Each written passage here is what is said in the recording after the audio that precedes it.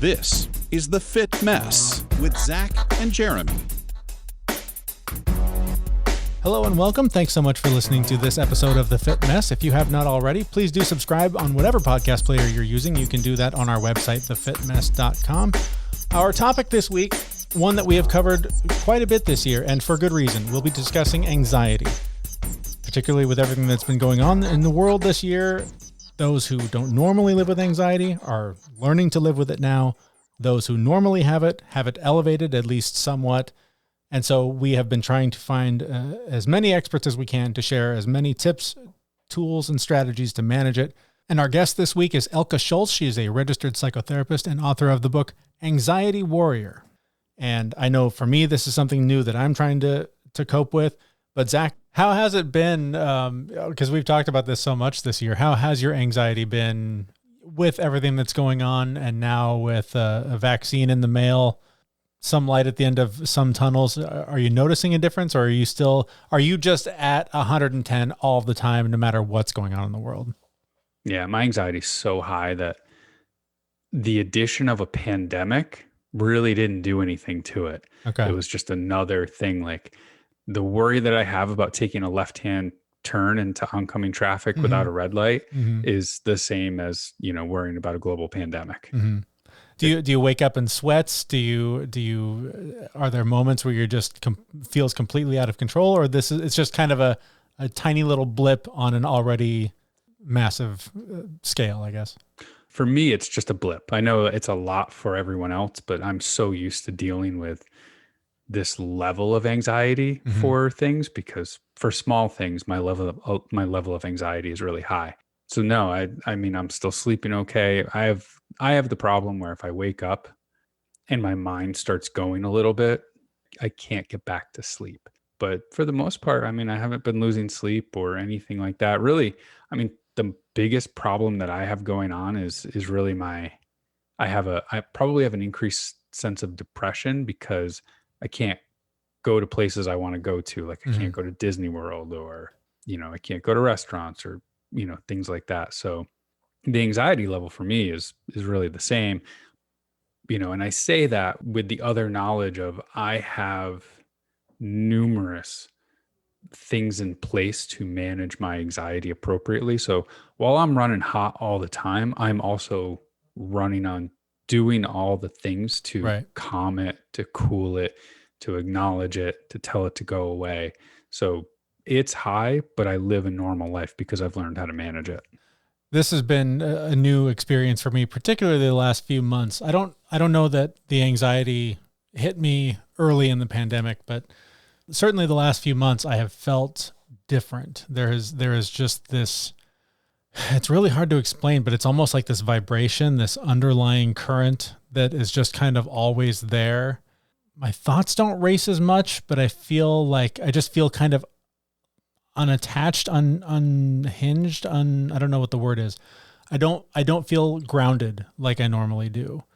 Out of control a little bit?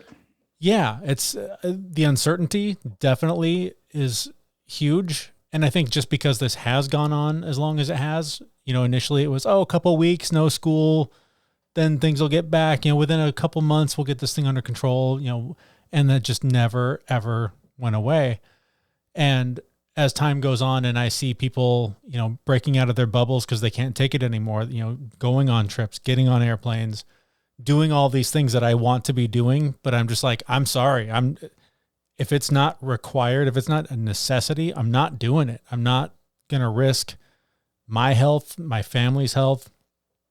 And I know that there is a cost in terms of our mental health in living this way, and socially, my kids not interacting with other kids like normal. I know all of that's paying a price. And then that's what triggers the depression. I start thinking about, I keep coming back to this idea that this isn't pause. Like, we're just sitting here waiting our lives out, and we don't get to do this over. We don't get to go back and go, okay, let's do age 9 again and let's play with our friends. This is all just missed social development opportunity for them. And that's the part that breaks my heart every time. And that's what then triggers the anxiety of thinking about all of the things that they're missing out on, all the things I'm missing out on. And then that triggers the depression. And then that's when that kicks in. And, it's funny, we talked a few weeks ago about what I've been using in a supplement form is glutathione. And while I was taking that, I definitely noticed a difference. Everything had kind of evened out, and I ran out. And since I started taking it and since I ran out, I had my first depressive episode over the weekend. And so it's really interesting. Yeah, it's really interesting that I ran out, and then within days, the darkness came and I had to kind of fight through a pretty rough weekend. So for what it's worth, quick side note, go back and listen to our episode about glutathione, and perhaps that's a tool that you can use to battle through some of this. But yeah, this is a new one for me, and I'm trying to use a lot of the same tools that I use to fight depression to fight this. It's, the exercise, like moving my body. That's the thing that I keep coming back to. And we'll talk about this a little bit more in a few minutes. But a lot of times I'll wake up and I just immediately feel it. It's like this electric current running through me. And if I get really quiet and sit with it, I can figure out, okay, I've got to move. I've got to just go run around the block, go do your workout. And that seems to calm it down. It at least redirects that energy so that it doesn't interrupt my life. That's been the big thing. And there's a lot of other tools that we'll actually talk to our guest about here in a few minutes. But that's been the one that has, on both sides of the mental health coin, has really gotten me through. That's a big one for me too, is just the physical movement. I can't just go for a walk. I need to do some pretty aggressive movement, like some hard exercise to tire myself out. And that reduces my anxiety quite a bit. Comes back really, really fast. So I actually save my exercise up for later in the day because I start the day off less anxious. As the day goes on, things get thrown on my plate. New responsibilities, new projects at work, the latest tweet that I have to shake my head at, all of that stuff builds up. So then I go do my exercise at 4:00, and it actually brings me back down to a nice level. Yeah. I've had most of the time when I've been doing it, it's midday is when I get to it, because the morning is, get kids online, get them plugged into school, get some work done. And then I've now invested enough energy in things sort of outside myself that need to be tended to, that then, the anxiety is starting to build. And that's when I can kind of release a lot of that, is like right around noon. And then I've also just really tried to adjust my diet, again, based on the interview that you're about to hear. And all of those things are just some of the pretty simple tools that you can use to manage anxiety. A few tips that we're about to hear about were things that I had not considered, things I didn't even really know existed. So our guest this week is Elke Scholz. She's the author of Anxiety Warrior. We talked to her about what anxiety is and some simple things you can do to manage it.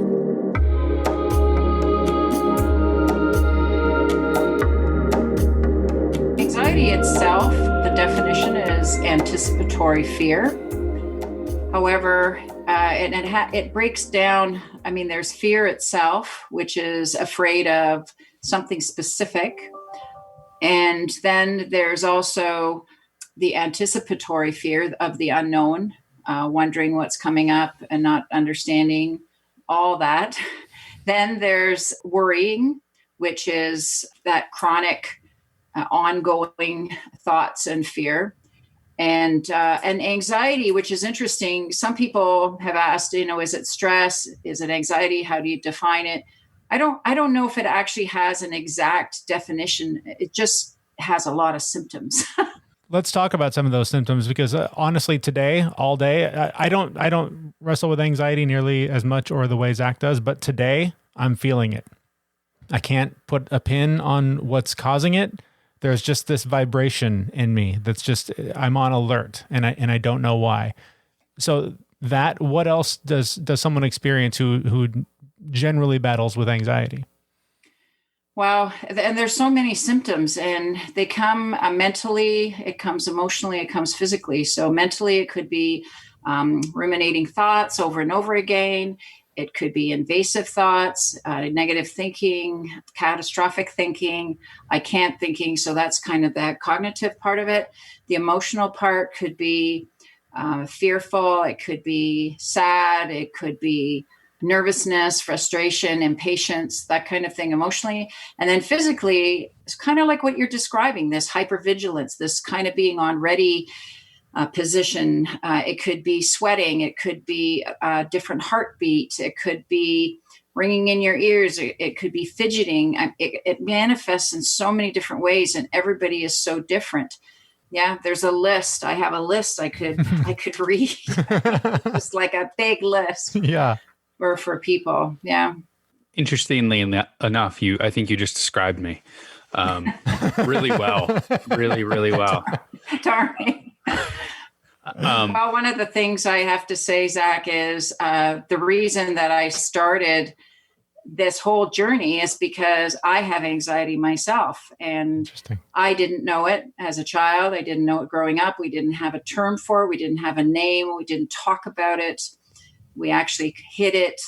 And I grew up thinking something was wrong with me. And I grew up thinking that I was hiding this big secret, that really I wasn't the person that people saw me, that inside I had this inner turmoil that I didn't know how to deal with. I didn't understand. And I thought there was something wrong. That's how I grew up. And my symptoms were nervousness, nausea, sleeplessness, headaches. I would stutter. I cried easily as a kid. And as a teenager, I did stutter a lot. And then as an adult, I'd have that funny feeling that you're describing, Jeremy, where you sometimes can't put words to it, and yet it doesn't feel good. There's something that doesn't feel good about it. Yeah.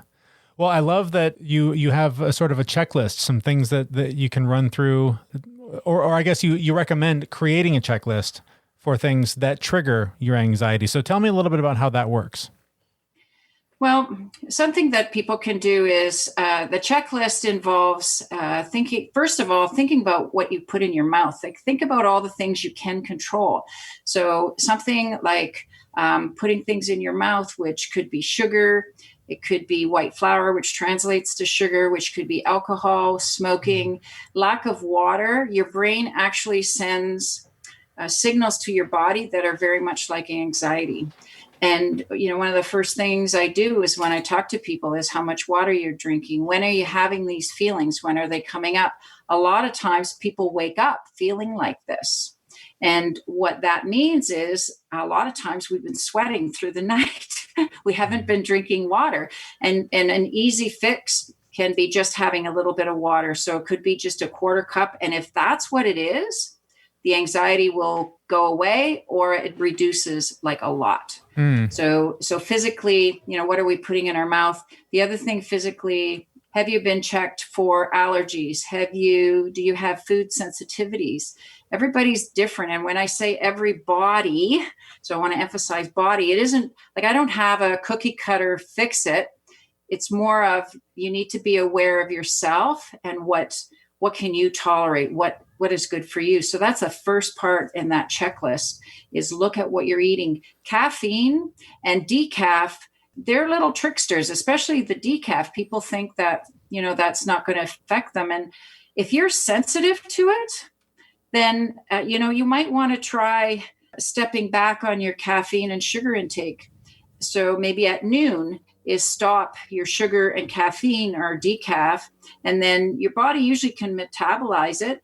And if you're finding, it's so interesting because that's the first thing I talk about with clients. And here I am as a mental psychotherapist. However, if we're not getting our sleep, if we're having these feelings, we're going to feel pretty terrible, right? So if we can eliminate that one, and it's amazing how often that is a big one, and it does really reduce a lot of anxiety right away. Well, it's all connected, right? I mean, the physical and the spiritual, it's all part of the same thing. So it is interesting how it shows up in different ways.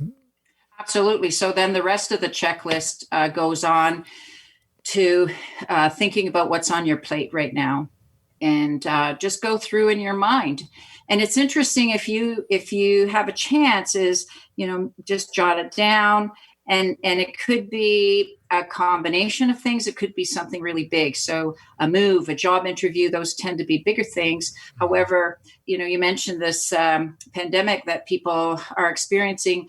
Well, a simple task that used to be simple to go shopping isn't simple anymore. And people have to plan. You have to plan your shopping. You sure don't want to forget anything. You don't know how people are going to react to you when you get there. And you don't even know what's greeting you there. And so that whole thing of that unknown, now this simple thing has become a bigger thing. So reality has changed. And I think you asked, how is this affecting us? Well, if we were managing before, that scale is really tipped and we're not managing so much anymore, or as well. Yeah, for sure. So then we've got, a global pandemic. People's anxiety is higher. They're feeling things that they maybe weren't feeling before. Maybe they're going through a checklist to make sure that they are, they're recognizing what's triggering their anxiety. What are some tools and tips for people who generally run high on the anxious scale, but then all the people who generally don't, but are now running a little bit high because of this global pandemic? What can people do? Like, what are some regular routines that they could do to help reduce that anxiety? Yeah, there's a few things for sure. One of the things is to stay present. As simple as that sound, it isn't simple. However, is how can you stay present? And what I mean is, just the fact of, let's say, okay, we have to go to the grocery store, but, dial it back is right now, you and I, we're all sitting here, we're talking, we're out of the weather, thinking about the things of where we are right at this moment, that most of the time we're really okay. So how can you bring yourself back to presence? And one of those is gratitude, is being thankful for what we do have. And even as simple as just saying, wow, I woke up today. I mean, this life is a miracle, no matter how you want to think about it. We're on a planet going through space 60,000 miles an hour. It's a miracle that we're here. It's a miracle that, daylight and nighttime happen. So that is a big, big strategy that I bring to whether it's young people that come in of any age, is staying as present as we possibly can is a big one. Another one is nature. And I don't know if you've noticed that more people up here, I live in Muskoka, and more people are going outside. The bicycle shops have run out of bikes. Wow. Wow. The kayaks are sold out, and equipment. People are pulling out their old bikes, and the bike shops up here have run out of spare parts for fixing bikes. So, oh my goodness. The trails are busy. People are walking more. People are in nature more. And one of the things that I'd like to remind people, and again, it's about staying present, is, baby birds are still hatching. The rain it's still raining out. Mm-hmm. That hasn't stopped. So it's that, coming back to nature and connecting to who we are. So those are two big ones. And they've been helping people of all ages. A couple things that you, that are, I guess, part of your practice, both art therapy and EMDR. I'm not familiar with EMDR. Can you sort of give me the 101 on what that is? Sure. So EMDR, it's an interesting acronym because Francine Shapiro, who actually stated that acronym, eye movement, desensitization, and reprocessing, really doesn't have that much to do with eye movement anymore. It's more about reprocessing brain memories. So that's the short version. It's a top tier therapy in the world. It's been so for, I guess now, over 7 years. It's she coined it about 40 years ago. However, very well researched, lots of documentation.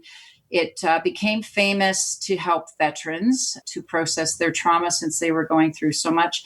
It actually helps people on so many levels now. We use it to help sleep, for addiction reduction, for anxiety reduction and management, to change belief systems, which is also part of anxiety. So it's pretty powerful therapy. And what got me fascinated was that art therapy is also works with neuroscience. So how does EMDR work? What is a typical session of that treatment? Well, there is a protocol. So, if listeners are interested, they can certainly check out the international sites. What it actually does is when we stimulate the body bilaterally, whether it's by tapping, whether it's eye movement, that's where that began, or whether it's light or sound. Some people wear headphones. So it's bilateral stimulation of the hemispheres. So left hemisphere, right hemisphere, back and forth. And the way I kind of relate it, it's like stimulating and shaking it up a little bit. And what the brain actually does this on its own. We start at a target, and then the brain finds the memory and actually puts it in the library where it needs to be. So what's happened is belief systems or trauma have gotten trapped in the front lobe. So what happens is that you behave as if that belief happened right away, or that tragedy happened, or trauma. And sometimes it's multiple traumas, sometimes it's one, sometimes it's a belief system that, we believe we're not good enough, or we believe we're bad, or whatever has been locked into our brains. And EMDR, again, like I said, shakes up those neural pathways. It's actually a very fast therapy, though a gentle therapy. And it's pretty empowering. It's fascinating for me to work with, for sure. That's interesting. It sounds like it's basically kind of like a reboot. And just instead of going down the same pathways, you sort of reprogram that path. Yeah, and it's also, our brain is made to actually file any traumas or memories. It's made to do that. And what has happened is the brain has grabbed a memory or grabbed a trauma, and it doesn't let it go. And I don't think we really know why it does that. It's not a flaw or a fault of the brain. It's nobody's fault. And it's different for everybody. And yeah, so what we're doing is saying to the brain, hey, you don't have to hold on to this. Yeah. You can put it in the memory bank and let go of all that energy that you're carrying with that memory. And we also teach strategy. So the brain, we're actually really working with the brain. So the brain starts going, oh, wait a minute, I don't have to go on this channel. I can go on this channel. So it's kind of, I don't know if it's really a reboot. It's certainly a retraining. And it's very empowering for people because they start partnering with the brain, and they realize that the brain isn't who they are. It's an organ that, it's there to keep us alive. And so it's gathered all this data and memory and learning. However, some of that was when we were very young and doesn't really serve us as adults. So we're helping the brain go, oh, I got other ideas and options. Okay. So I did EMDR for about a year. About 5 years ago. And the first surprise was actually the ability to process things. Like it is really powerful to allow that. But I kept coming up with traumatic memories that I had no recollection of, or very light recollection of, right before it hit me during a session. Is that common to remember traumas that you don't even remember happening and process them? Yes and no. And some of what happens, and I don't know if this works for you, Zach, but our brain is very good at putting something in a compartment or burying it or saying, you know what, this isn't working very well, so we're going to hide it over here. However, it's still affecting us. So whether it's making us nervous or whether it's keeping us awake or hypervigilant. So yeah, I notice that sometimes with clients is that they'll have remembered a whole memory. Now, it's not necessary that they have to. And what I always remind them, and I hope your therapist did too, is that it's a memory. It's not that you're really reliving it. Mm-hmm. Though, what I find, and I don't know if this was with you, Zach, but did you find that it explained some things for you that you kind of went, oh, that's why I do this? It did. Definitely. Yeah. A few of them explained things. And I didn't feel like I relived it, but it brought it out into the open and let me actively let it go. And it's still there, but it's not impacting me in the way it used to. Yeah, and that's one thing, Jeremy, you were asking, and part of it is sometimes these memories hold a lot of energy, and what EMDR does is lower that energy. Mm-hmm. So if it's a memory that you've remembered, and let's say you talk about it and you start crying or shaking, or it really activates your body, yet it happened 10 years ago or 20 years ago, EMDR can take that energy away. And like you were saying, Zach, you still remember it, it's there. However, it doesn't activate you the same. And that's what it's supposed to do, be in the memory bank. It may not be a great memory ever. And we don't change memories. However, certainly the energy can go down. I haven't experienced that. I haven't experienced EMDR myself, but through some meditation practices, I've had experiences that this sounds like what you're talking about, where I have a memory that was a traumatic thing that I carried with me, and it defined a lot of who I was to the world and to myself. And through these meditation practices, I've sort of, the best way I can describe it is just I sort of time traveled and went back to these childhood moments and been there with myself as a child, like as an adult, standing with the child version of me and giving myself the comfort that I needed in that moment. And it doesn't change the memory, it changes my relationship with it. And I can file those things. Like you said, it's so interesting, the language, because that's how it feels. It's like it went, okay, I don't need to carry this around anymore. Let's put it up on the shelf. And it's still there. I'm aware of it, but it doesn't carry the same weight that it did most of my life. Yeah. And people, they'll explain it, in different ways. Some people say, whoa, I see it going past the screen, like it's going somewhere. Funny. Or they feel it,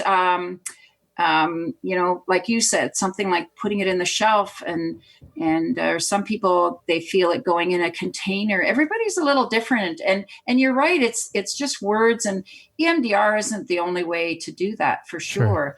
And you're right. The words can be a little bit different, but it's pretty cool.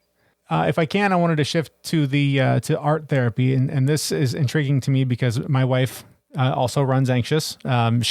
She will tell you that that's just normal. That's her baseline. She doesn't really know anything else, but she clearly from the outside world runs Anxious and has always been an artist. And she's always said that when I'm somehow creating art or creating something, it's this outlet and it helps sort of balance me. Is that sort of the reasoning? Is that what drives you to use art as a mode of therapy? Well, yes and no. So the creative process puts us in a liminal space. And that space can be music. That space could be clay. It could be or writing. It puts us in a different space. And again, it's a bit of neuroscience, if you want to talk about it that way. And it does rearrange things and gives us a different perspective, for sure. So the way I use art therapy, and that's how I actually got more interested in neuroscience, was art therapy was first, and then EMDR. What I've noticed, and I use the two together, is because I work with people that have a lot of trauma. If they can't move the trauma, or it's too much to go through EMDR, because EMDR can be pretty fast, it's much gentler to use the arts, I think. And it's not about painting a pretty picture or anything like that. It's really about dumping on the page or hammering an instrument. And I think, Jeremy, you said it so well earlier. It's that nonverbal, like you said, I have this feeling, I just don't really know how to describe it. And where I really enjoy art therapy is so much of our world is nonverbal. And the arts gives us that chance to express and get it out of our system in this nonverbal way that we don't have words for. And so it's kind of hard to describe. I've written a book on it. However, I would struggle in how to describe and help people get the idea of this processing and transition and transcending. And it really is indescribable. This feeling that you guys are talking about is a consistent companion with me. And the few times that I've gotten it to go away, where I've been in like a deep meditative state or have been able to reduce my anxiety level, relaxation feels awkward for me. And when that feeling goes away, I don't feel right. It's interesting running this high on the anxiety level. So I guess my question for you is, if somebody is running that high to the point where they feel different or something's not right when they're relaxed, is there anything that we could do to help that out, or should I just really seek professional help? Yeah, feel free to send us an invoice after this one. Yeah. No. It's interesting that you asked that, and I think I kind of understand it because I've been through that, and maybe the listeners as well. And what it is, we're just so not familiar with calm. We're so not familiar with relaxing because perhaps how we've been brought up or where we've been living, that the adrenaline in our bodies, it's almost like it's like having caffeine or speed all the time. And so when it's not there, you're right, it doesn't feel familiar at all. And so the idea to make it more familiar is go slow. Mm-hmm. And what I mean by that is, when you do get to that relaxed state and just have the experience, and then when it doesn't feel right anymore, go back to what you're familiar with. And if it's something that you want more of, your body, put yourself in that position to practice. And that's one of the words that I have in my book, and I talk about this in my talks is, and it sounds like the two of you are really aware. So having your own body awareness and then practicing. And if it's a direction you want to go in, is be easy on yourself and practice and make those periods a little bit longer, because your body and your brain, it's like your brain's going, oh, this isn't familiar. So we got to keep Zach on the ready position, and we can't let him relax because something's going to happen. And so your brain has got to get the idea that, relaxing could be okay. And, I'll tell you a little story is about, I guess now 30 years ago, somebody said, you should take Tai Chi, Elke. It'll be good for you. And I guess I was a bit of a whirling dervish, and I am kind of like ever ready bunny. I just go and then I drop, and then I sleep for a long time. But anyways, I have to tell you, I hated Tai Chi for a whole year. I hated it. I watched the clock and I was miserable. It was the longest hour twice a week, but I trusted my friend and I trusted the people that were there. And, it took a long time. And then there was one day where I didn't watch the clock. It took me over a year. Wow. Do you still do it now? Actually, no, because I actually got more into yoga. Okay. I found that my body didn't enjoy Tai Chi anymore, and I can't explain why. Yeah. It loves yoga, and it's interesting for me because the yoga time, again, I can relax. I actually have a daily practice where I meditate. It goes from half hour to about 2 hours, and I love it. Wow. It's and it's something that I built up over time. And I have to tell you that at the beginning, like I said, I hated Tai Chi. I hated slowing down. So I get it. I get it. And I also didn't know what fun was. We forget. And I think, coming back to, you said some strategies for COVID is we got to really dig deeper and figure out what fun is. What's fun for us? What's play? Yeah, especially in this environment. How do you even do that? We're reinventing everything. I want to make sure before we wrap things up that we mention the book. So tell us a little bit about Anxiety Warrior and sort of what people can expect when they pick this up. Well, something unique about the book is it's chock full of strategies. So out of 200 awesome pages, most of that, which is like maybe 170 pages, is all strategies. So I believe in explaining what it is. We did that at the beginning of our interview. And then the other thing I talk about in the book is, where does it come from? And in this journey with my clients, we figured out 11 different places. And we mentioned a few here in the interview. It's interesting because when you start seeing and understanding where it comes from, you can lower it. And people have said that even in a talk, they just went, wow, I didn't know. And I feel that knowledge really helps. And then the other cool thing in the book is I have 5 contributors. It's their expertise and their love and their specialties that they've contributed a chapter. And again, lots of strategies in each chapter. They give lists of things that we can do to manage this. And it doesn't mean that you're going to be that busy. What it means is that you're going to have choices and have some fun with it. It doesn't always have to be hard work, or it becomes a gift, and it really is a signal to say, hey, what's going on in your life? What's up? And once we can go through that checklist, we can figure it out.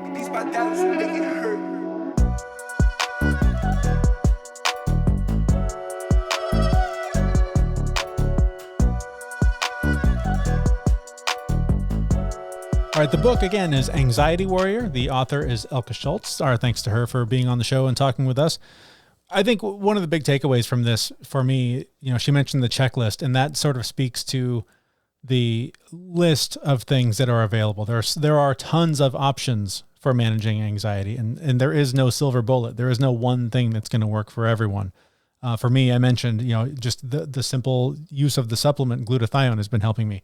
Exercising hard, for the last few weeks, I had started just walking again to try and overcome some injuries I was dealing with, and figuring out that wasn't enough. And the more that I do strenuous, cardio, heavy, actual working out, the more I've kept things under control. She mentioned making sure you're drinking enough water, making sure you're eating well. These are all things that you should just kind of be doing anyways. But if you're not, and you're having increased anxiety or anxiety for the first time, these are all really simple places to start to try and get it under control. If you're dehydrated, for me, again, my anxiety runs so high that if my head hurts a little bit, my brain instantly goes to, I have a tumor, right? If I'm drinking water, I don't have to worry about all of those sensations that come about from dehydration. It doesn't cause me anxiety. So just keeping your body at that nice baseline helps. If you have really high anxiety, take as much away from the equation as you possibly can. And it's funny, the simple mental tricks that you can use. I know, again, calling back on another interview we did recently when we talked about gratitude, and just sort of reframing the I have to do this to I get to do this has sort of changed my relationship with a lot of the sort of, pains in the ass of my life. But Zach, something you champion all the time is the idea of thanking your anxiety for the useful role that it serves in your life. That is such a genius but simple tool to consider how this thing can be so oppressive, and it can really just dominate your decision making and the way you live your life. But if you change your relationship with it and just change the language that you use with it, it can really serve you.